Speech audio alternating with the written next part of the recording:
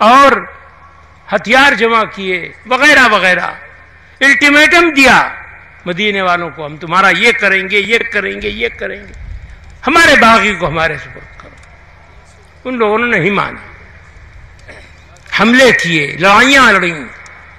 انہی کے مقابلے کا حکم قرآن میں ہے، جو اس طریقے سے ظلم ظالم رہے اور ہمیشہ ظلم کرتے رہے اور حملہ کر کے آئے۔ آج ان آیتوں کو غلط مفہوم، بے ایمانی کر کے، جھوٹ بول کر یہ بتایا جاتا ہے، جھوٹی بات، کہ مسلمان کا مذہب اسے یہ حکم دیتا ہے کہ جہاں مشرک ملے مارو۔ اگر ایسا ہوتا تو تقریباً 900 برس اس ملک میں کروڑوں مسلمان گاؤں گاؤں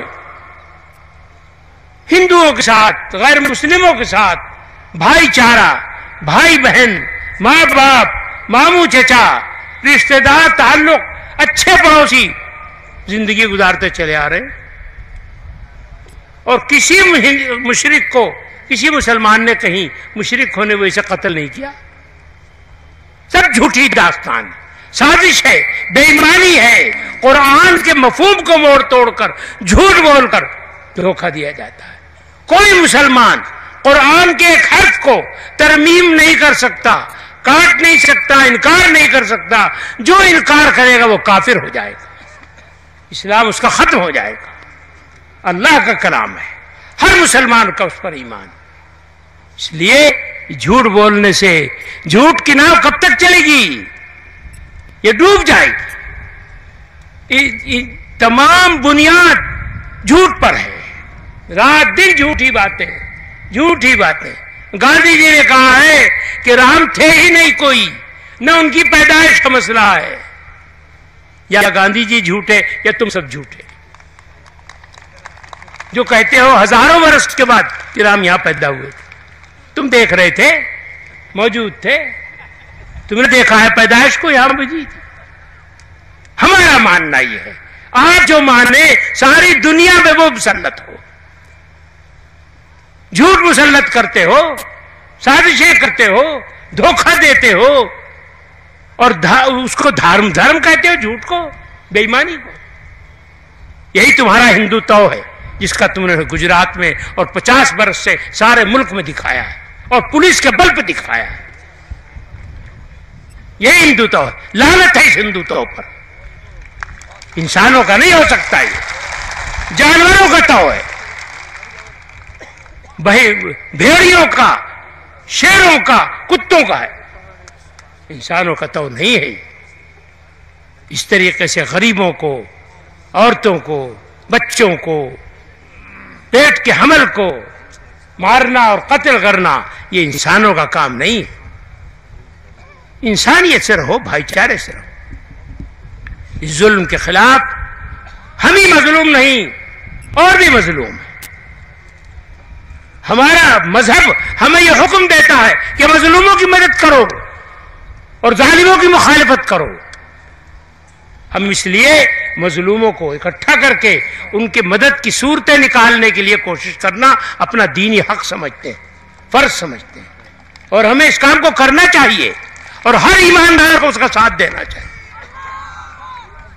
ٹھیک ہے، اتحاد بین المسلمین بھی ضروری ہے، ہم تو اس سے اور آگے بین المسلمین بھی اور بین المظلومین بھی، اور ان کے ساتھ آواز میں آواز ملانا اور ان کی مدد کرنا، وہ کشمیر میں ہو یا کہیں ہو، سب جگہ اپنا فرض سمجھتے ہیں۔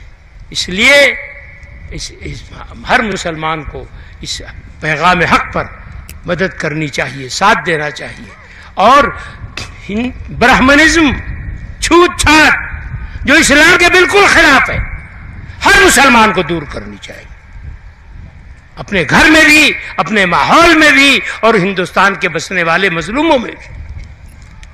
اس لیے ہم نے جو اب تک قصور کیا ہے اس کو جاری مت رکھو، اس کی اصلاح کرو اور مظلوموں کا ساتھ دو۔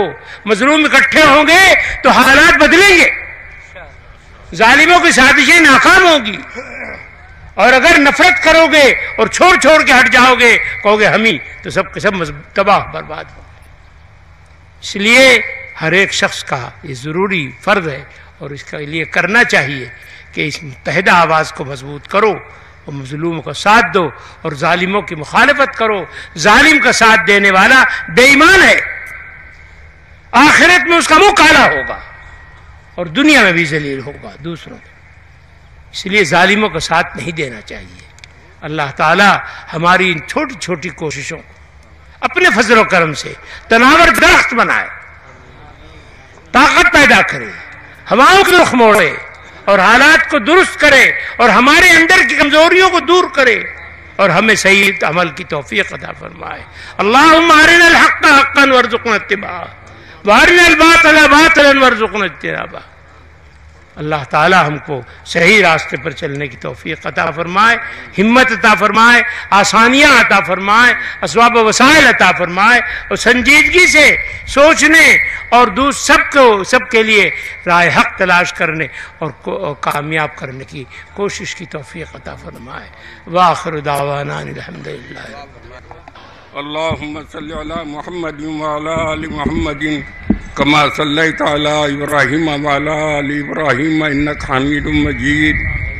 اللهم بارك على محمد وعلى آل محمد كما باركت على إبراهيم وعلى آل إبراهيم إنك حميد مجيد.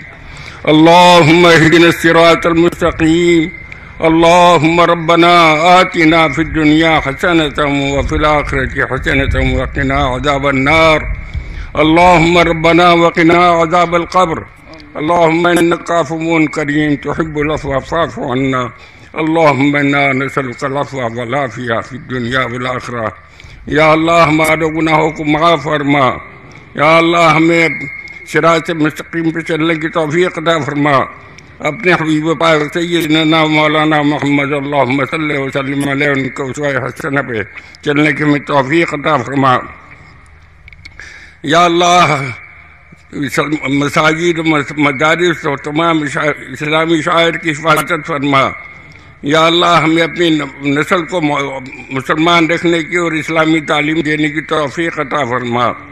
یا اللہ اسلام مسلمانوں کے خلاف جو تنظیمیں منصوبے بنا رہی ہیں یا اللہ انہیں ناکام فرما. امریکہ اور اسرائیل جو اسلام مسلمانوں کو بدنام کرنے کی کوشش کر رہے ہیں یا اللہ انہیں ناکام فرما. یا اللہ یہ بش جو سب سے بڑا دہشت گرد ہے امریکہ کا صدر، یا اللہ اس کے غرور کے سر کو توڑ دے، اس کی دہشت سے تو سب ممالک کی حفاظت فرما، اس کی دہشت گردی سے سب کی حفاظت فرما. یا اللہ اس ملک میں امن و امان عطا فرما. ہم اس ملک کے سب رہنے والوں کو آپس میں محبت و بھائی چارے سے رہنے کی توفیق عطا فرما. اس ملک میں خوشحالی نصیب فرما. جو بے روزگار ہیں انہیں روزگار عطا فرما. جو بیمار ہیں انہیں بیماری سے شفا نصیب فرما. یا اللہ مسلمان جہاں جہاں پریشان ہیں دنیا میں انہیں پریشانی سے نجات عطا فرما. فلسطین کے مسلمانوں کی حفاظت فرما. اسرائیل کے مظالم سے نجات عطا فرما. فلسطین کے مسلمانوں کی حکومت قائم فرما. یا اللہ تمام ممالک کی حفاظت فرما. یا اللہ اپنے فضل و کرم سے اپنے حبیب پاک سیدنا مولانا محمد اللہم صلی وسلم علیہ ان کے صدقہ و فضل میں ہماری دعا کو قبول فرما. ہمیں اسلام و ایمان پہ ثابت قدم فرما. یا اللہ ہمیں فرقہ پرستی کا مقابلہ کرنے کی طاقت قوت اور حوصلہ عطا فرما. یا اللہ یہ جو اجتماع ہوا ہے اسے مقاصد میں کامیابی عطا فرما. جو حاضرین تشریف لائے ہیں یا اللہ ان کی شرکت کو قبول فرما، انہیں اجر عطا فرما. یا اللہ ہمیں نیک مقاصد میں کامیابی عطا فرما. دشمنوں کے شر سے ہماری سب کی حفاظت فرما. ربنا تقبل منا انک انت السمیع العلیم وتب علینا انک انت التواب الرحیم. بھائی میں لگاتا ہوں نعرہ تکبیر.